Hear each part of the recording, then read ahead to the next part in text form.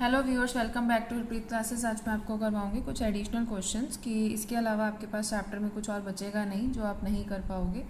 तो without wasting time हम लोग स्टार्ट करते हैं। बट उससे पहले आपने अगर पार्ट 1 वीडियो नहीं देखा है तो प्लीज़ एक बार इस एडिशनल क्वेश्चंस को करने से पहले एक बार वो वीडियो देख लीजिए, आपको ये चैप्टर बिल्कुल क्लियर हो जाएगा। सो स्टार्ट करते हैं। सबसे पहले आपको जो क्वेश्चन नंबर 1 दिया हुआ है उसमें दिया हुआ है कि नेचुरल और सिंथेटिक फाइबर आपको फाइंड आउट करने हैं। तो नायलॉन, वूल, कॉटन, सिल्क, पॉलिएस्टर, जूट, ये आपके ऑप्शंस हैं। आपको नेचुरल फाइबर फाइंड आउट करना है। तो नेचुरल फाइबर क्या होता है? जो हमें प्लांट्स और एनिमल से मिलता है। तो नेचुरल फाइबर में आपका आ जाएगा वूल, कॉटन, जूट, सिल्क, और सिंथेटिक फाइबर में आएगा आपका नायलॉन और पॉलिएस्टर। उसके बाद आपको कुछ ट्रू फॉल्स दिए हुए हैं, जैसे yarn is made from fibre. Yes, yarn is made from fibre, तो ये ट्रू हो जाएगा। Then spinning is a process of making fiber. False. Spinning is not the process of making fiber. Jute is outer covering of coconut. No, jute is not the outer covering of coconut. The process of removing seeds from cotton is called ginning. Yes, so it is a true. Then weaving of yarn makes a piece of fabric. It is also true. Silk fiber is obtained from the stem of a plant. False. Polyester is a natural fiber.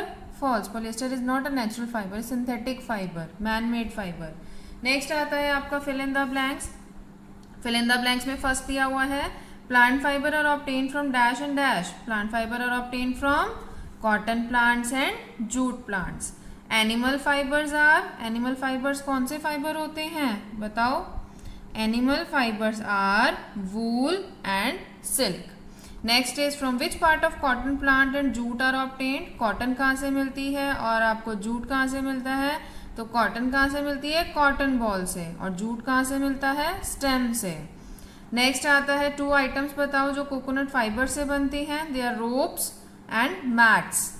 Explain the process of making yarn from fibre. Fibre से yarn कैसे हम लोग बना सकते हैं, तो उसको explain करना है इस प्रोसेस को. तो yarn are made up of thin strand called fibre. मैंने आपको डेफिनेशन भी करवाई हुई है. The process of making yarn from fibre is called spinning. जिस प्रोसेस से यार्न बनाया जाता है फाइबर से उसको बोलते हैं spinning. In this process a mass of cotton wool are drawn out. इसमें क्या होता है कि कॉटन वॉल को निकाला जाता है और उसको ट्विस्ट किया जाता है.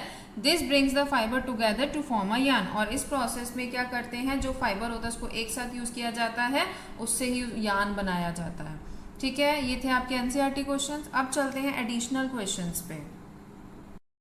फर्स्ट दिया हुआ है आपको चूज द करेक्ट ऑप्शन. ये एमसीक्यूज में है, तो आपको ये 1 वर्ड में विद ऑप्शंस भी आ सकता है कि एमसीक्यूज में दे दें, और हो सकता है कि आपको ये ब्लैंक्स की फॉर्म में भी आ जाए. तो स्टार्ट करते हैं. सबसे पहले दिया हुआ है आपको silk fibre is a.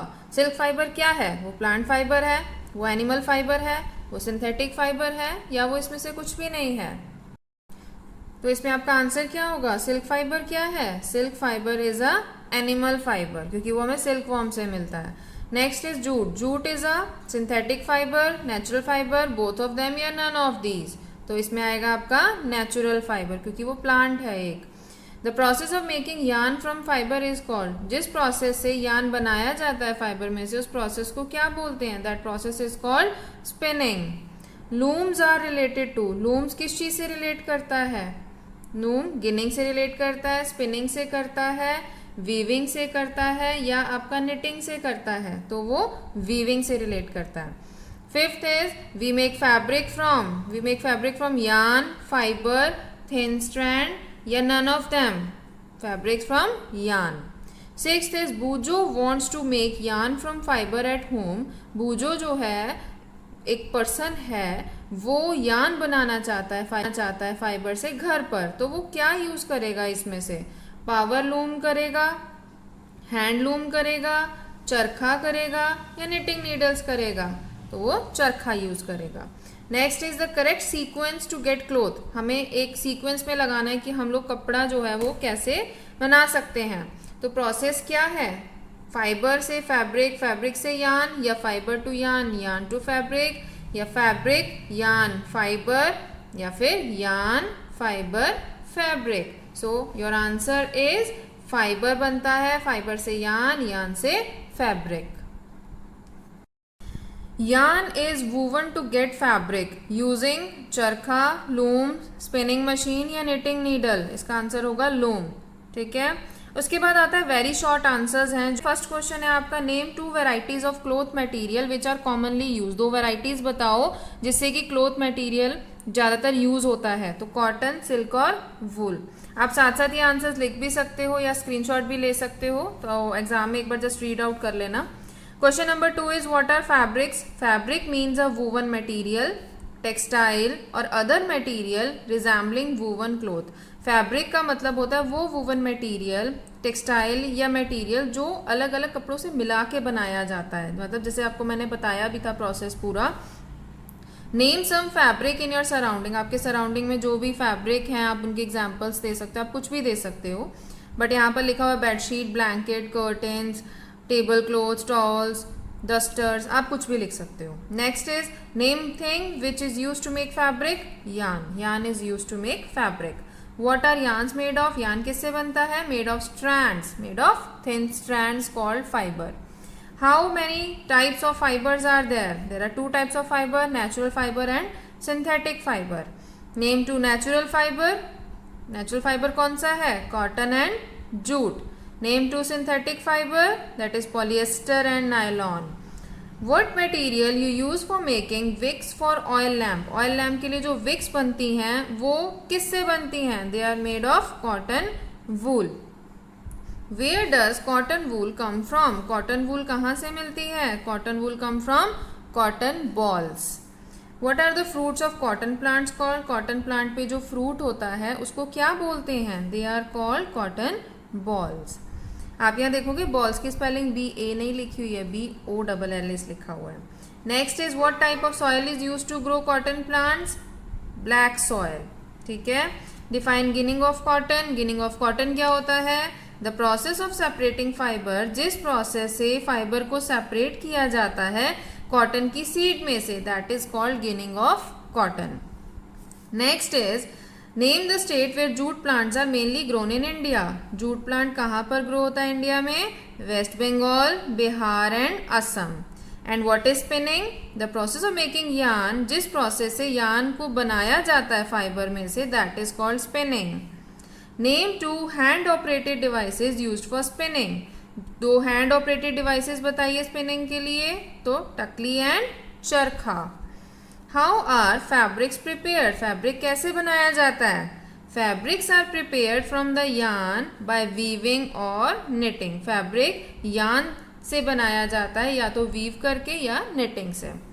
Next is fabric yarn से कैसे बनता है?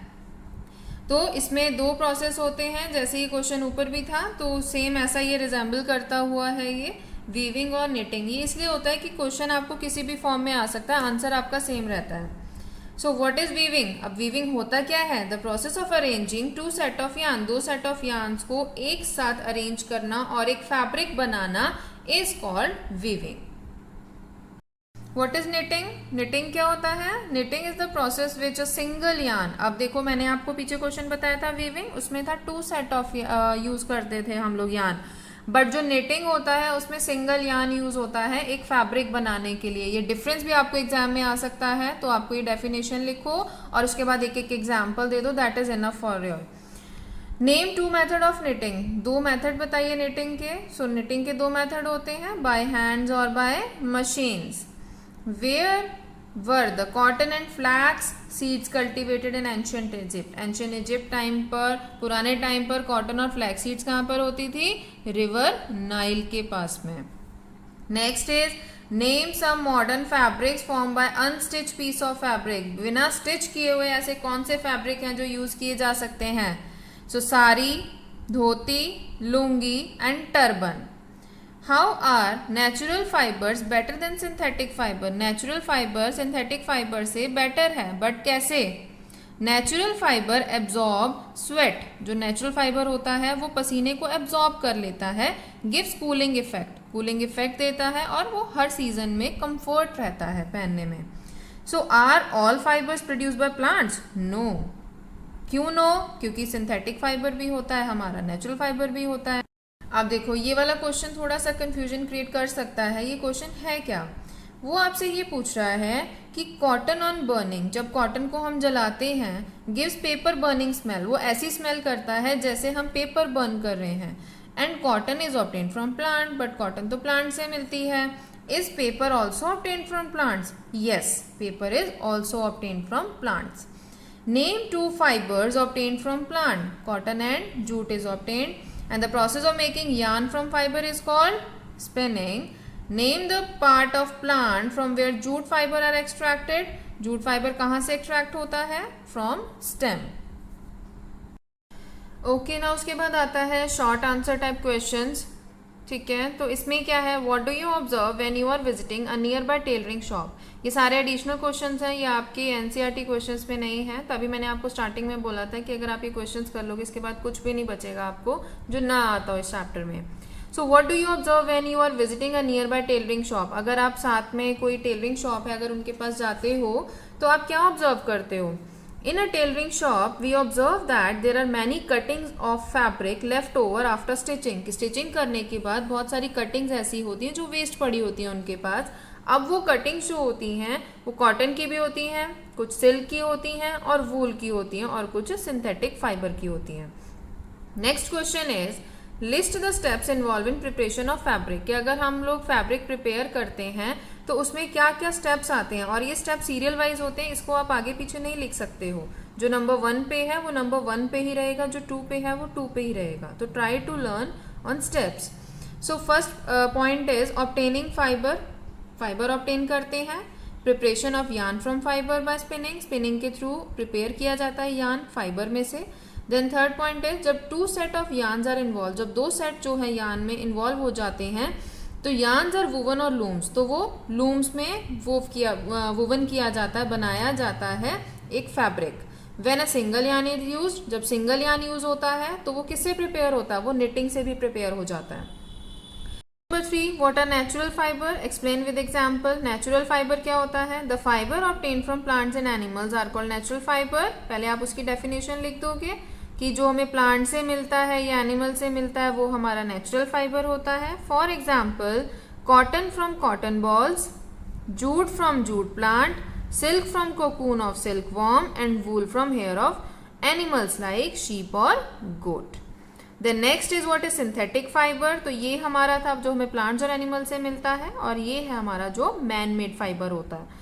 तो the fibre which are made from chemical substances और which are not obtained from plant and animal. ऐसा फाइबर जो या तो केमिकल सब्सटेंस से बनता है या हमें प्लांट्स और एनिमल से नहीं मिलता है, that is called synthetic fibre.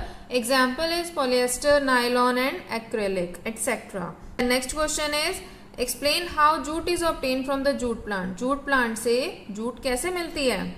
So the jute plant is normally harvested at flowering stage. जो जूट प्लांट होता है वो फ्लावरिंग स्टेज में हार्वेस्ट किया जाता है. The stem of harvested plants are bundled. जो स्टेम्स होती हैं, जो हार्वेस्टेड प्लांट होता है उसको बंडल में रखा जाता है और 10 to 15 डेज के लिए उसको एक स्टेगनेंट वाटर में रख दिया जाता है. जब उसकी स्टेम्स गलना शुरू हो जाती हैं तो उसमें से फाइबर हाथों से सेपरेट किया जाता है and this fibres are converted into yarn. और फिर इस फाइबर को यार्न में कन्वर्ट किया जाता है जिससे कि फैब्रिक बन जाता है. लूम्स होता है जो डिवाइस होता है जैसे कि फैब्रिक वीव किया जाता है, जहां पर किया जाता है उस प्लेस को बोलते हैं लूम्स. एंड लूम्स जो होते हैं वो हैंड ऑपरेटेड भी होते हैं और वो पावर ऑपरेटेड भी होता है. What happens when a yarn from a torn socks is pulled?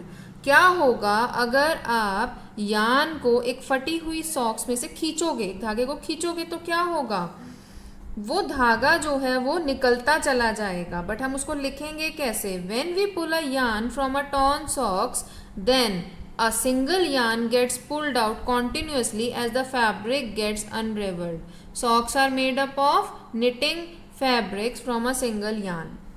Next question is what were the material used by the people in ancient time in place of clothes. अब ancient time में clothes की place पे कौन सा material use करते थे. It appears that in those days people used the bark and big leaves of trees. तो उस टाइम पे क्या यूज होता था, bark and big leaves of trees use होती थी, या फिर एनिमल की स्किन और फर को यूज करते थे वो. When did people learn to make fabric? लोगों ने कब सीखा कि फैब्रिक कैसे बनता है, कब सीखा था उन्होंने. When people began to settle in agriculture communities. जब वो एग्रीकल्चर कम्युनिटीज में आए तब उन्होंने सीखा कि कैसे ट्विग्स को वीव किया जाता है, ग्रास को मैट्स और बास्केट्स की फॉर्म दी जाती है, वाइन्स, एनिमल फ्लीस और हेयर को कैसे ट्विस्ट करके एक धागे बनाए जाते हैं, फिर उससे कैसे एक फैब्रिक बनाया जाता है। The next question is when we burn wool, जब हम वूल को जलाते हैं, why do we get the smell of burning hair, हमें ऐसी स्मेल क्यों आती है जैसे बाल जल रहे हो, हेयर जल रहे हो।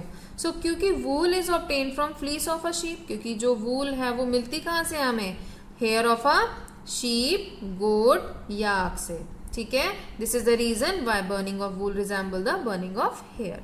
Then the next question is when we burn nylon, जब हम नायलॉन को बर्न करते हैं, why we do not get the smell of burning paper, हमें क्यों स्मेल नहीं आती कि जैसे पेपर जल रहा है या हेयर जल रहा है, क्योंकि वो केमिकल से बनती है। Because nylon is a synthetic fibre that is made from chemical.